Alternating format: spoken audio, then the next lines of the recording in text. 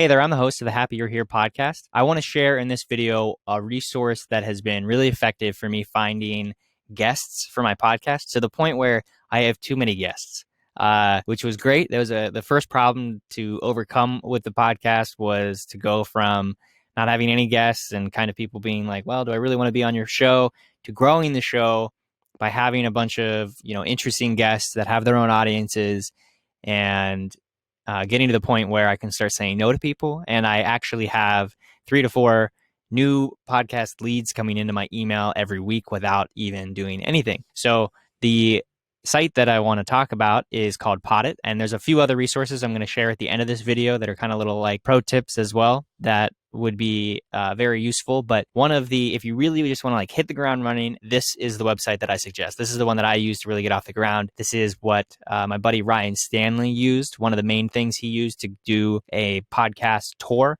that he managed himself when he released his book. And basically the idea is you create a profile on Podit here, and you create a profile for both you as a guest. So if you're just interested in guesting on other podcasts and you don't have your own podcast, you can also use this as well. But then you also create one for your podcast. So you can see under browse, we have both guests and podcasts as availabilities. You share your headshot, you allow or don't allow requests, put your name, put all this stuff, talk about your credentials and what topics you can talk about, maybe share a little bit about yourself. Like I am a recovering alcoholic.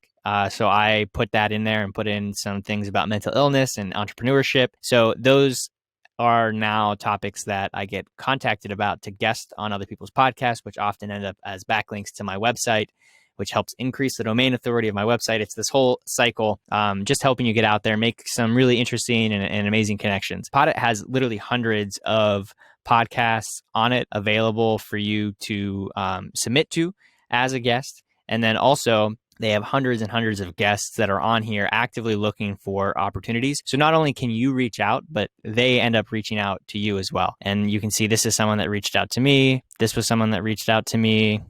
I think earlier on, I reached out to more people. Here's Ryan. Ryan was someone that he reached out to me originally, and I was like, yes, I absolutely love this. Perfect. Let's do the podcast. And we did a podcast, and we use riverside.fm to record. I actually have another video about that if you're interested in finding out how to record really great video and audio at the same time. And now Podit has 2 options. They have the free option, and then they have this option that allows you to become a rock star. Now, I know a few people that have done this or do it for a period of time to really kind of juice up their guesting, if it's guesting on other podcasts, or allow themselves to really just shine as a podcaster in this ecosystem that is just a bunch of people that are very interested in being on other people's shows. You can see actually Ryan, they just added these trending guests and these most interviewed guests. Ryan is now one of the most interviewed guests on this platform. So there's tons of opportunity. It's an easy way to get yourself out there as a guest and also to find guests for your show. Now, 2 other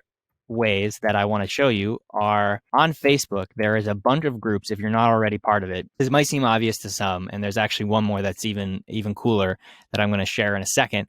But even just within Podit has its own guest Facebook group, which is great. So not only should you go create a profile on Podit, and there's a link in the description down below to do that, you should totally also join this group, because there is a bunch of people that are posting in this group saying, I'm interested in a guest like this, and I need guests like this, or I am a guest and I'm interested. There's also a group called Podcast Guest Connection, which is really helpful. Another kind of pro tip is to find podcast groups or groups on Facebook that are about public speaking or authors. Public speakers and authors are often very open to guesting on a lot of podcasts. So if you're looking for guests, that's a good way to do it. And now the last one is something called Radio Guest List. Now I heard about this when I worked in radio and have been receiving it for a long time. So you can sign up for free to receive the guest interviews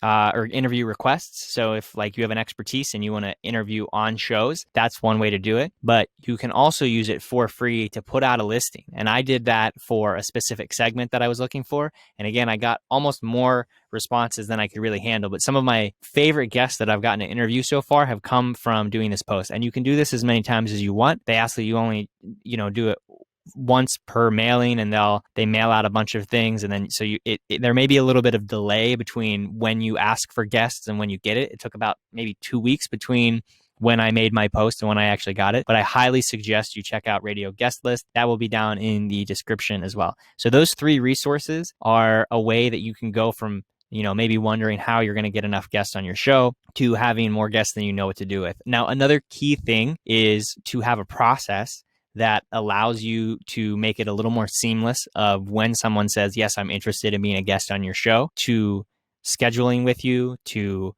reminding them that the show is going to happen, and being able to make that process as seamless as possible. If you're using something like Zoom or something, you'll have the link. If you use something like Riverside FM that I use, you'll get a link that you can share with people. And you can see on my calendar the way that this shows up. This makes it really easy to make sure guests actually show up for their interviews. And I haven't done an interview in a couple weeks because I had a lot of backlog. But you can see here, I just share the link, and so they can come right back to the email invite that they are part of and can join that. Now, I do that all automatically through an app called Calendly. I want to show you actually how this works on my website. So I have a hidden page that's called Interview Guide, and this page is only used when I or my virtual assistant send an invite to a guest. So this says, hey, thanks for your interest, or this is what the show is. This is kind of, a fun little thing about how valuable this is to the audience that we have. And then this gives some technical outlines for whether or not they are experienced as podcast guests. It gives a little bit of details on, we use Riverside FM. There's a link to that. We record audio and video. It's really important to be recording video on your podcast now. Most of our listeners are coming from Facebook. We get, a couple hundred, sometimes a few thousand people on Facebook that watch a video. And we usually still even have 40 to 50 people that watch the whole way through or most of the way through, which is, pretty significant when it comes to video. And you're getting those people every single time. That is nothing to scoff at. So video is an important part of your podcast, especially early on. And Riverside FM allows us to record really high quality audio and video. We tell them exactly, you need to make sure they're using the Chrome browser. These are some general tips. So this just helps increase the quality of the interviews. And then I even have some show structure here and deliverables of what they can expect. 2 times here, I have this link that says schedule your interview. Schedule your interview. If you click on that link, then my calendar comes up and I have a specific event that has the location listed as the link where we record the episodes and some other information there.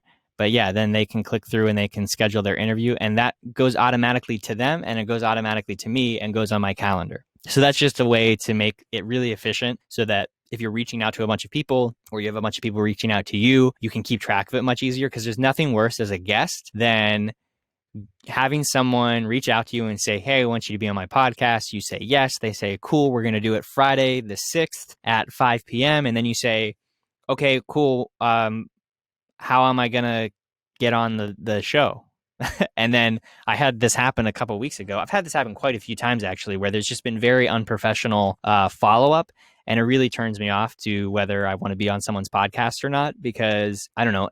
For me, I have a lot of things booked in my calendar all the time. If you're wasting that time, I just really don't appreciate it. And I don't think very many people do. And the bigger guests you get, the more they're going to be very, very disappointed and probably not give you a second chance if you blow it on your process for interviewing them. So definitely get your process down.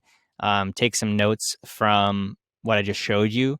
And because I've gotten some comments on exactly how useful that was from people that are guests going, wow, that was, awesome, how easy that was to schedule with you. And then I even have a follow-up email afterwards that I send. And then once the show goes live, I send them an email and send them the links and whatever I can to help them share it.